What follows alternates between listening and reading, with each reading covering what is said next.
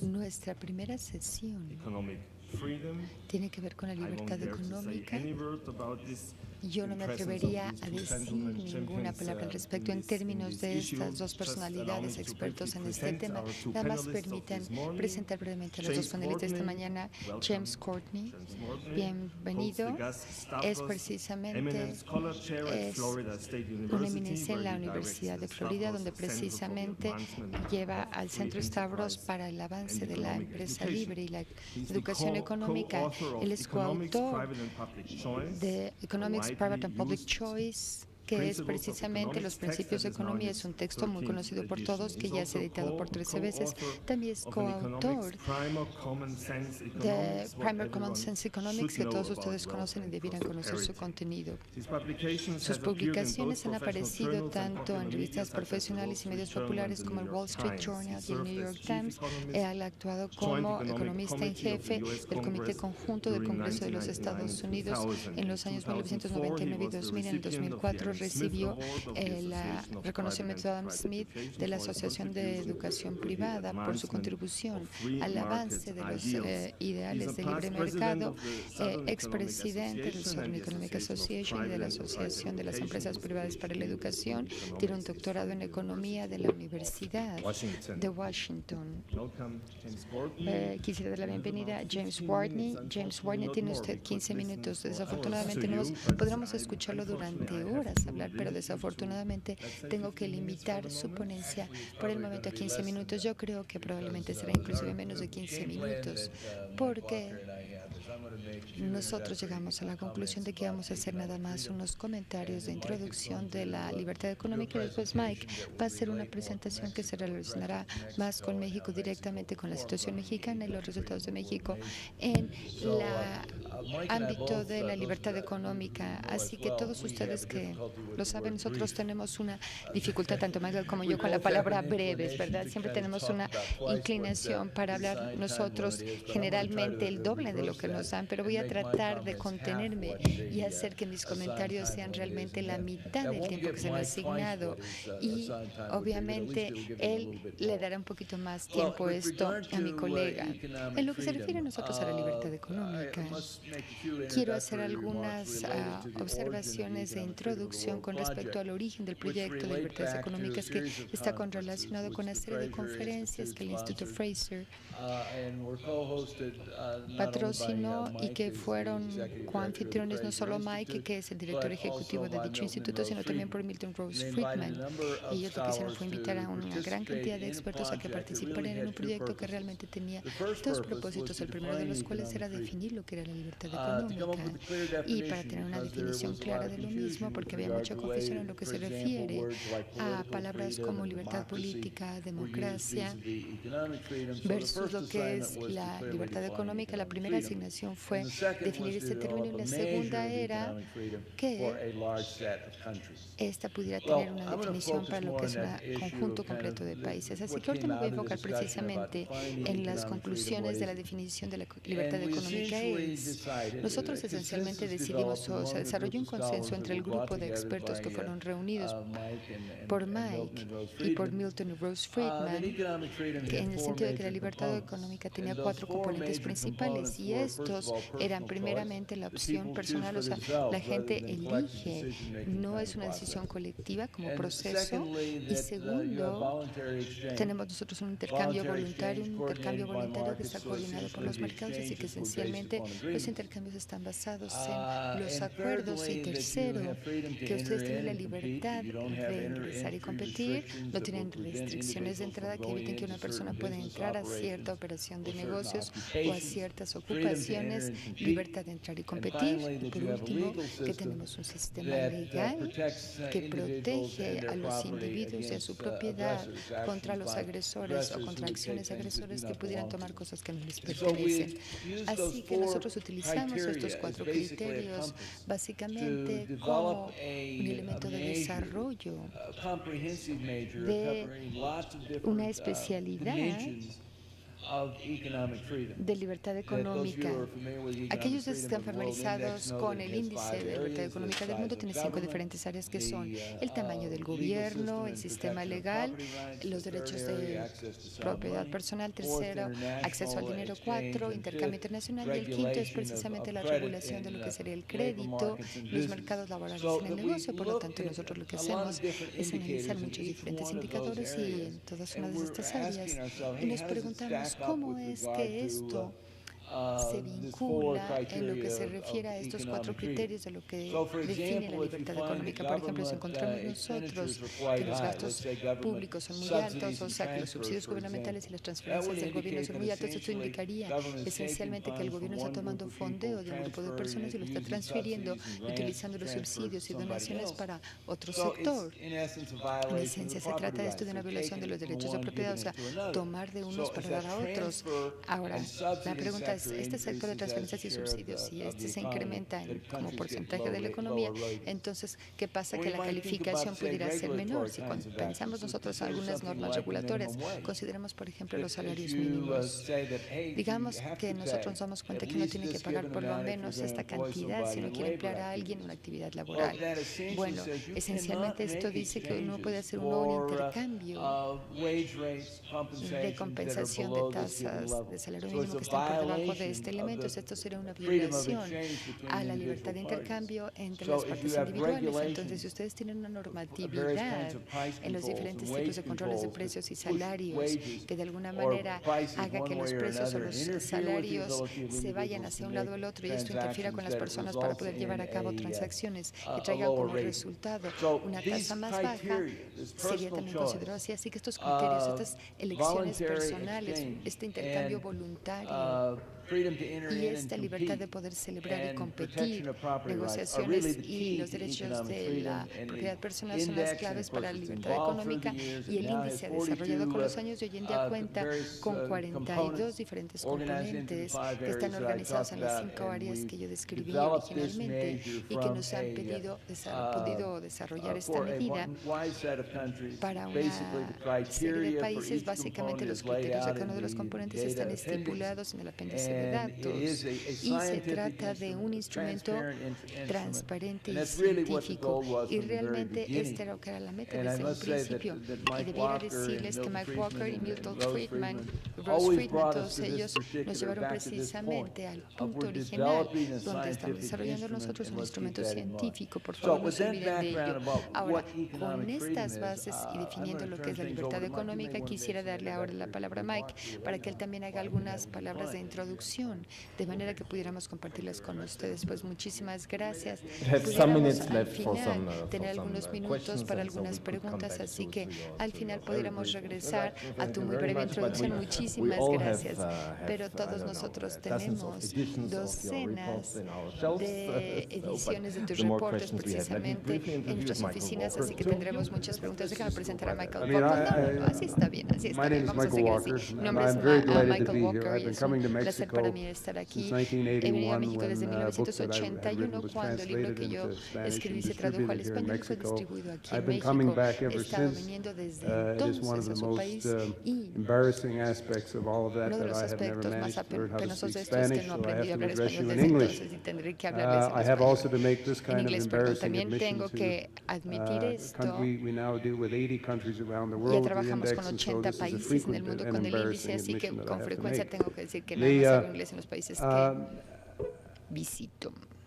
I want to pay particular, I've worked with a lot of people in Mexico. I want to particularly note Roberto Salinas, who's here, and I've worked most recently with Roberto, both recently in tanto en la organización de los eventos como en otras cosas para organizar la reunión de los Chicago Boys en Álamos, México, un lugar hermosísimo en la Sierra Madre. También en los años hemos trabajado conjuntamente para poder promover el libre comercio. Uno de los proyectos más importantes que hemos llevado nosotros en el Fraser Institute fue precisamente que el Tratado de Libre Comercio de América del Norte fuera aprobado, donde nosotros trabajamos con 19 grupos, muchos de ellos en México y en particular con las personas que nos dieron la capacidad de investigar, aparte del gobierno mexicano, durante el curso de las negociaciones. Así que hemos tenido nosotros un trabajo muy arduo, hemos trabajado muchísimo con ustedes y tenemos un gran agradecimiento por ustedes. Nosotros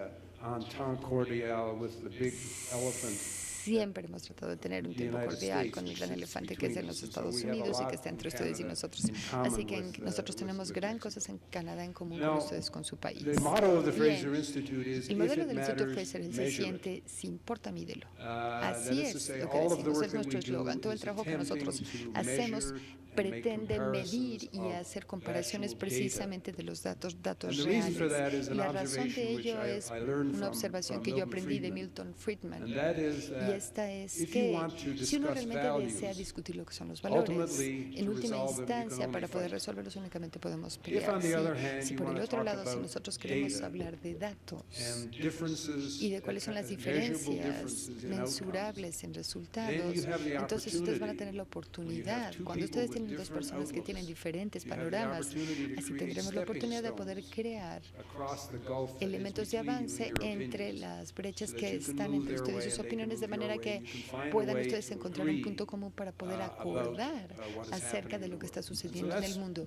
Así que esta es precisamente una de las razones más importantes por las cuales iniciamos nosotros la medición de la libertad económica, así como nosotros empezamos a medir muchas otras cosas.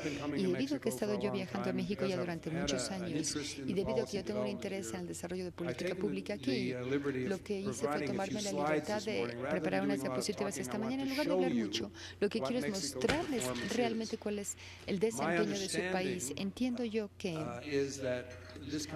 esta conferencia tiene que ver con la competitividad de su país. O sea, su interés es definir cómo México puede ser más competitivo. Bueno, si ustedes están interesados precisamente en la competitividad, deben de tener un interés inherente en compararse con otros, con quienes van a tener que competir, porque la competencia en última instancia no es un atributo individual, sino más bien cómo uno se correlaciona con otros. Lo que tenemos en la primera diapositiva, no sé si alcancen a leerlo, desde la parte de atrás es una pantalla pequeña. ¿Lo alcanzan a ver desde atrás o no? ¿Sí? Bien, si alguna persona no, por favor, lo invito a traer su silla más adelante. Pueden, de hecho, pararse junto a la pantalla. Lo que tenemos nosotros aquí es la calificación total estimada. La calculé yo para Canadá, Chile, y nada más es en orden alfabético, es Canadá, Chile, México, Perú y los Estados Unidos. Obviamente no lo podemos hacer así para el nivel alto, pero bueno, la razón por la cual hice el cálculo de esta manera es porque México, Canadá y los Estados Unidos cuentan con esta relación que se remonta hace muchísimos años, y debemos de interesarnos en esta comparación.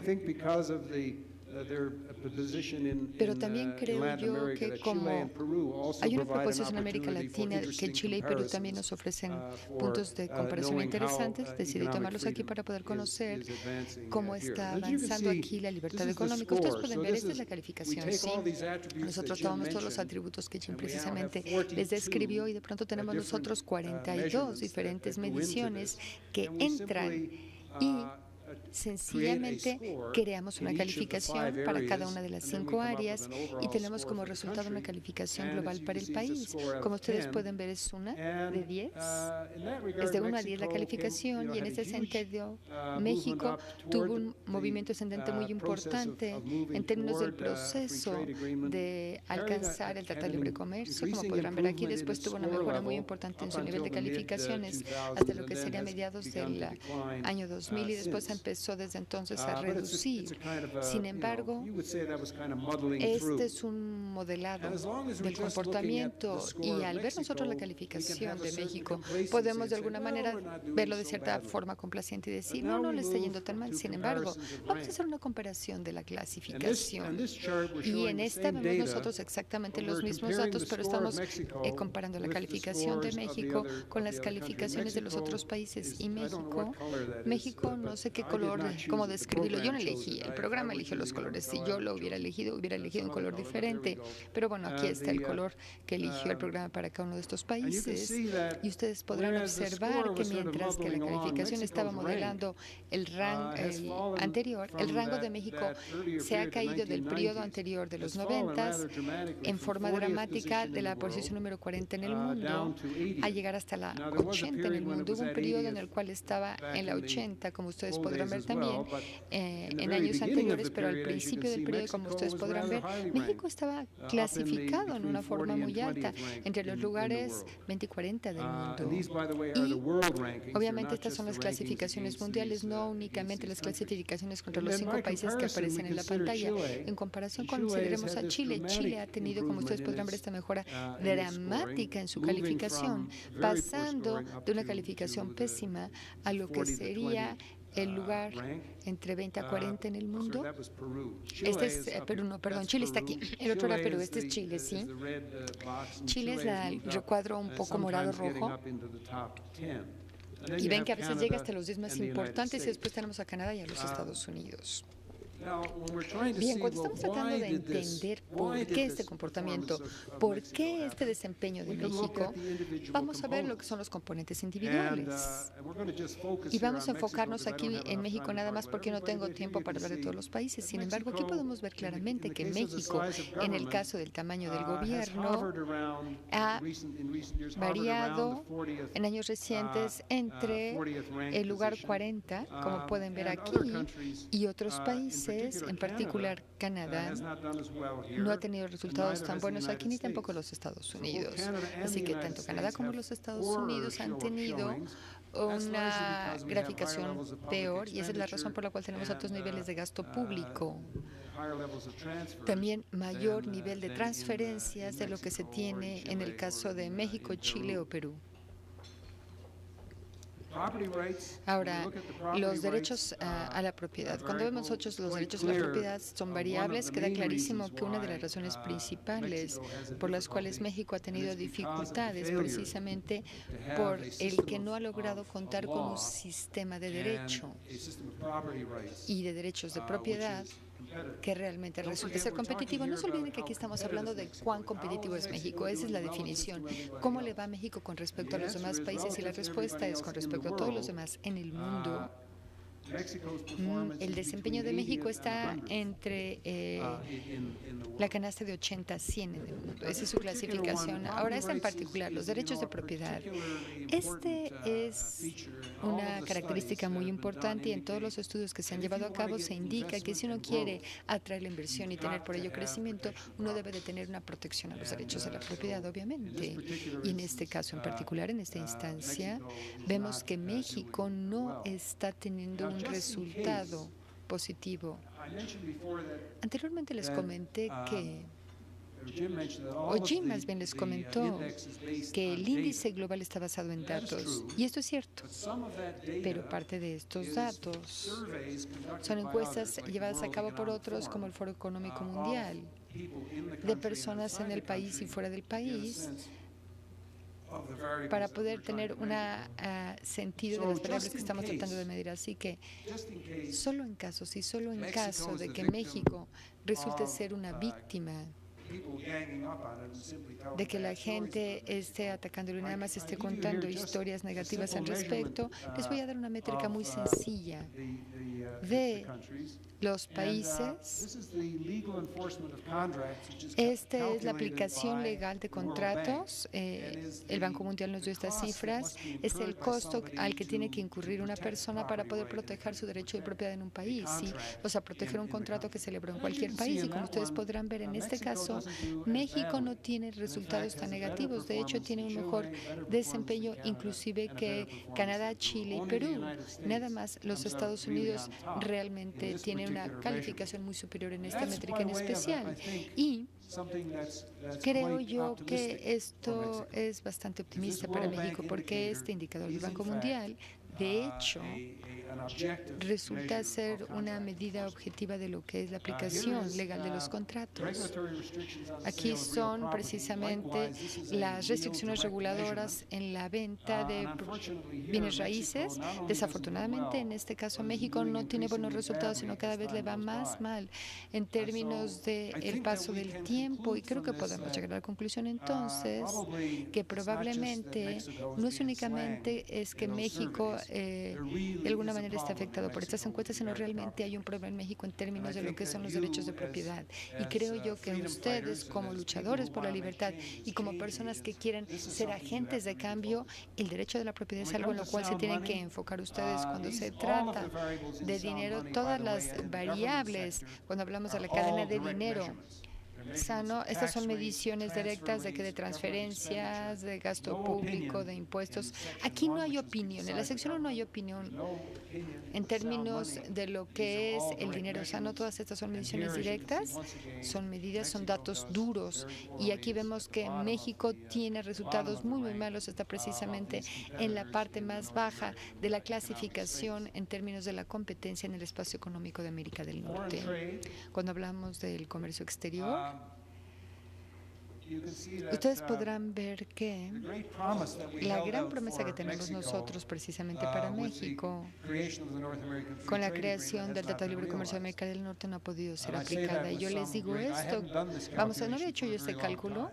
No había hecho este cálculo durante mucho tiempo y realmente me deprimió mucho ver los resultados después de hacerlo, porque nunca en la historia, ya sea de los 3 países, habíamos visto nosotros un esfuerzo tan pronunciado y un capital político tan arriesgado para efectos del logro de un tratado que prometía ofrecernos fronteras abiertas y por lo menos en la región, un libre comercio. Nunca antes se había hecho este gran esfuerzo, como ustedes podrán ver, a pesar de que esto pudiera ya haberse logrado entre Canadá, los Estados y México, en términos comparativos, en términos mundiales. México no ha tenido buenos resultados y ustedes podrán ver que Canadá y los Estados Unidos tampoco han tenido estos buenos resultados, lo que probablemente significa esto. De hecho, sé lo que significa. Esto significa que a pesar de que nosotros tenemos un comercio abierto entre los 3 países, tenemos un comercio cerrado al resto del mundo. Esto es algo bastante común cuando hablamos nosotros de tratados de libre comercio regionales, pero bueno, esa es la razón y aquí están los factores que afectan nuevamente. Estos son los elementos mensurables, no las encuestas, sino los elementos mensurables. Aquí están los impuestos, comercio internacional. México y Canadá han tenido muy malos resultados. Existen algunos elementos en especial que lo agravan. Aquí está el costo de cumplir con importaciones y exportaciones y nuevamente podemos ver que aquí, de hecho, no alcanzo a ver a México. Todo el mundo tiene malos resultados con el costo de cumplimiento de importaciones y exportaciones, no que ha sucedido aquí, pero nuevamente esto obviamente está relacionado con el Tratado de Libre Comercio. Aquí está precisamente el control de movimiento de capital y gente. Esto es algo sui generis, como podrán ver, y en este caso México, en términos de control de movimiento de capital y gente, tiene muy malos resultados en esta área también. Ahora, venimos finalmente a la quinta área del índice, que es la regulación de los mercados crediticios laboral y de negocios.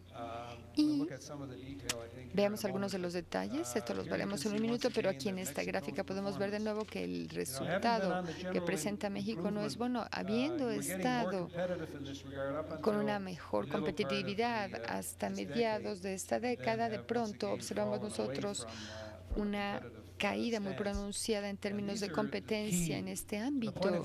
Y desde el punto de vista de la atracción de inversión extranjera y permitir que haya un crecimiento en la economía, estas son las áreas clave que tienen que abordarse, que son la regulación de lo que son los mercados crediticio, laboral y de negocios. Yo no tuve tiempo aquí de poder graficar definitivamente todas las características que son directamente mensurables de este grupo final, pero aquí las tenemos. Estas son los diversos factores que se pueden medir directamente en comparación con los países y pueden ver aquí la posición de México. México no le va tan mal en el mercado crediticio, si bien no se desempeña tan bien como Canadá o Perú. Un poquito mejor que Chile, reglamentos más o menos igual que Chile, pero mucho mejor que Perú, pero no también como Estados Unidos y Canadá. Centralizados, los tratos centralizados en reglamentos son el único país que tiene problemas con la regulación de horarios laborales. O también, no tengo tiempo de hablar de todo ello, pero pueden ver la clase de comparativo detallado que se puede hacer utilizando esta herramienta y qué oportunidad nos brinda para realizar esfuerzos dentro de su propio país para buscar caminos o hacer recomendaciones de cambios. ¿Cuánto tiempo me queda? ¿Ya me excedí? Todavía no. Bueno, entonces voy a tomar los últimos 5 minutos para hablar acerca del tema central, acerca de la libertad económica. Notarán que todas las medidas que tenemos en el índice de libertad económica no son medidas de la libertad positivas, sino de cómo se ha retirado o apartado la libertad. Y la razón de ello es que uno nace con libertad económica, porque no había gobierno, no había mecanismos para extraerte tus derechos. Estábamos económicamente libres. Entonces, la tributación, las transferencias, la interferencia con su habilidad de transferir sus propiedades, reglamentos acerca de el horario laboral, reglamentos acerca de su derecho de intercambios o problemas con licencias, todo esto. Medimos la libertad económica en este índice por medio de la capacidad del gobierno de eliminar o retirar la libertad. Ahora, lo importante es que hay que reconocer que estas actividades gubernamentales no surgen de la nada, como decimos por allí. En italiano y en inglés dicen que no salen del azul, esa es la expresión literal, sino que no salen de la nada. Pero tienen la intención de mostrar los resultados de la gente en una economía a los cuales les afectan los cambios. Bueno, el proceso de desarrollo en una economía, el proceso del desarrollo en una economía es uno de reducir el costo real. ¿Entienden este concepto? No estamos hablando de obtener desarrollo, sino mayor producto por el mismo nivel de insumos. Es decir, que vamos a obtener más resultados por trabajador. Vamos a obtener más producto por tonelada de carbón, digamos. Vamos a obtener más producto por todos los insumos que estamos empleando. Porque si no se consigue esto, van a seguir produciendo lo que siempre han obtenido. En cuanto a producción, entonces tiene que haber, en el proceso de desarrollo, tiene que haber un proceso de aprendizaje en donde se reduce el costo real de producir las cosas. Ahora, cuando digo esto, dicen, sí, claro, pero recuerden que cada costo que eroga un empresario va a ser el ingreso de otro o va a constituir el ingreso de otro. Entonces, cuando un empresario tiene una gran idea para reducir su costo laboral 25% para poder producir un objeto, digamos, por medio de una tecnología nueva, ahora habrá 25% menos personas empleadas en su fábrica. Y por supuesto la gente en la fábrica va a decir, bueno, no, pues así son las cosas nomás, ¿no? No, la gente en la fábrica va a decir, bueno, así son las cosas en el proceso de desarrollo. Claro que no dicen eso, van allí ante el Congreso o acuden al organismo que pueden y le dicen, tienen que detener a esa persona, porque nos está quitando nuestros ingresos. Por lo tanto, durante 1500 años hemos tenido el efecto de los sistemas, de los gremios que regularon la manera en que tenía que hacerse la producción y se aseguraban de que no hubiera reducción de costos, cambios ni reducciones de otro tipo porque afectaban los ingresos de otras personas. Ahora, en México yo he observado que aquellos que tienen los ingresos son muy buenos para protegerlos. ¿Piensan que ese es el caso? Son muy buenos para proteger los ingresos. Son muy buenos para utilizar el gobierno como instrumento para proteger sus propios intereses. De manera que cuando estamos hablando acerca de libertad económica, estamos hablando acerca de cómo reducir la capacidad de la gente de tener el desarrollo porque va a afectar los ingresos. Entonces, como comprenderán, este es uno de los retos más difíciles que podría enfrentar cualquier persona en el mundo. Sin embargo, es la única manera en que van a poder lograr un verdadero desarrollo, crecimiento en México y un verdadero progreso de la clase que ha aspirado la gente desde los padres de Roberto Salinas, que fue una de las personas más agradables que yo he conocido, quien lamentablemente falleció trágicamente. Digo, sí, a una edad avanzada y tuvo una vida maravillosa, pero este sueño de México y de muchos mexicanos, día tras día, año tras año, es truncado por las actividades sin cuartel que realizan las personas que tienen esa visión de poder y están utilizándola para evitar que haya libertad económica. Así es de que les deseo la mejor de las suertes y y a través de nuestro instituto, tendremos mucho gusto en ayudarles en lo que podamos en este proceso, pero les recuerdo que este es el trabajo más difícil que están enfrentando. Muchísimas gracias por su atención.